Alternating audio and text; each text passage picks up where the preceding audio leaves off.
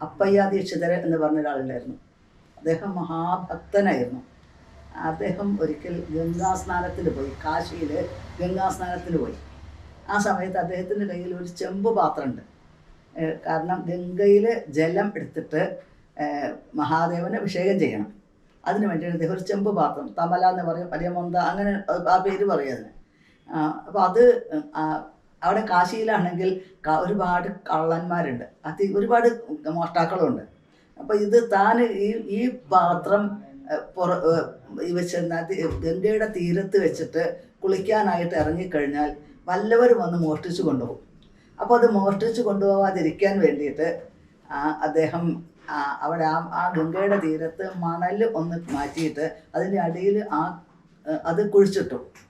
എന്നിട്ട് ഇത് എവിടെയാണെന്നുള്ളത് അറിയാൻ വേണ്ടിയിട്ട് അവിടെ ഒരു കോലും വെച്ചു. അപ്പം ചിലർ കണ്ടു ഇത്. അദീക്ഷിതർ കുളിക്കാനായിട്ട് ഇറങ്ങി. ആ കുളിക്കാൻ ഇറങ്ങിയിട്ട് അവിടെ ഒരു പാത്രം കൊണ്ടുവന്നിട്ട് ആ മണലിൽ ഒളിപ്പിച്ച് വെച്ചിട്ടുണ്ട്. എന്നിട്ട് അതിൻ്റെ മുകളിൽ ഒരു വടിയും കുത്തി വെച്ചിട്ടുണ്ടായിരുന്നു. അപ്പോൾ ആളുകൾക്ക് ഇതെന്ത് ഉദ്ദേശം എന്നുള്ളത് അറിയില്ല. അതുകൊണ്ട് ആളുകൾ ആലോചിച്ചത് എന്താണ്, ഇങ്ങനെ കുളിച്ചാലേ ശുദ്ധാവുള്ളൂ, ഗംഗയിൽ ഇങ്ങനെ സ്നാനം ചെയ്യേണ്ടതെന്ന് ആലോചിച്ചു. അപ്പോൾ ആളുകൾ വന്ന് പല പാത്രം കൊണ്ടുവരാൻ തുടങ്ങി. ഇതിൻ്റെ ഗംഗാതീരത്ത് കൊണ്ടുവന്ന് കുഴിച്ചിടാൻ തുടങ്ങി. അതിൻ്റെ മുകളിൽ കോല് കുത്തി വയ്ക്കാൻ തുടങ്ങി. കുറച്ച് കഴിഞ്ഞ സമയത്ത് ചില രസികന്മാർ ആലോചിച്ചു, ഇതിൻ്റെ അടിയിൽ എന്താണെന്നുള്ളത് ആരും അറിയില്ലല്ലോ. അവസാനം ഈ ചെമ്പ് പാത്രത്തിന് പകരം അലുമിനിയ പാത്രങ്ങൾ, മൺപാത്രങ്ങളൊക്കെ.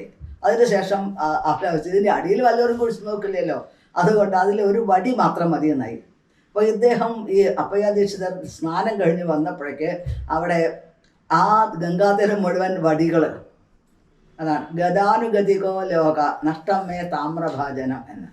ഒരു വ്യക്തി ചെയ്യുന്നത് കണ്ട് അനുകരിച്ച് മറ്റുള്ളവർ അതിൻ്റെ ഉദ്ദേശം അറിയാതെ ചെയ്യുന്നത് കൊണ്ട് എന്തായി, യഥാർത്ഥ ഉദ്ദേശം എന്തെന്ന് അറിയാതെ ആയിപ്പോയി എന്നാണ്.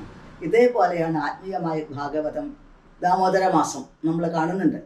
പല പല ആത്മീയമായ കാര്യങ്ങളും അതിനെക്കുറിച്ചിട്ട് യാതൊരു വിവരമില്ലാത്തവർ തോന്നിയത് പറയുക എന്നുള്ളത്, അങ്ങനെ ഒരു പ്രവണത വർദ്ധിച്ച് വരുന്നുണ്ട്.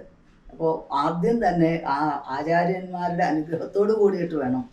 ആദോ ശ്രദ്ധ എന്നാ പറയുക, ശ്രദ്ധ വേണം, ഭജനക്രിയ വേണം.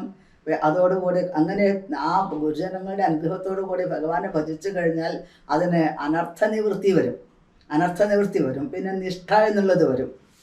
ആ ഭഗവാനെ എന്ത് പ്രശ്നം വന്നാലും ഭഗവാനെ സേവിക്കുക എന്നുള്ള നിഷ്ഠ, ഒരു ഉറപ്പ് വരും.